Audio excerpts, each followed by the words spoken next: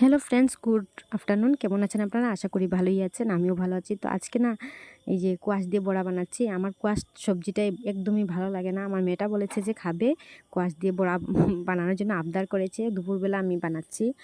তো ভাবছি আপনাদের সাথেও শেয়ার করি বন্ধুরা। কোয়াশ দিয়ে না এই যে চাল ভিজিয়ে তারপরে চালগুলো কুটে এইভাবে বড়া বানালে খুবই টেস্ট লাগে। আমি রেসিপিতে দিয়েছি অনেকবার না একবার দিয়ে দিয়েছি। তো আপনারা দেখে নেবেন। আর কোয়াশ সবজিটা জানি না আমার কেন একদমই ভালো লাগে না, একদম পছন্দের না। কিন্তু আমার মেয়েটার খুবই ভালো লাগে এইভাবে বড়া বানানোর পরে, ও খেতে খুবই ভালোবাসে। আর খুবই কুরকুরে মুড়মুড়ে হয়, খেতে খুবই ভালো লাগে। আপনারা এইভাবে বানিয়ে একবার খেয়ে দেখবেন। তো ভাবছি অল্প আপনাদের সাথে শেয়ার করি, কেমন লাগলো এই ভিডিওটা অবশ্যই কমেন্ট করে বলবেন। আর আমি না ভিডিও টিডিও এত কিছু ভিডিওগুলো এডিট করতেই পারছি না, আর অনেক অসুবিধার কারণে আপলোডও করতে পারছি না, তার জন্য অনেক ক্ষমা প্রার্থী।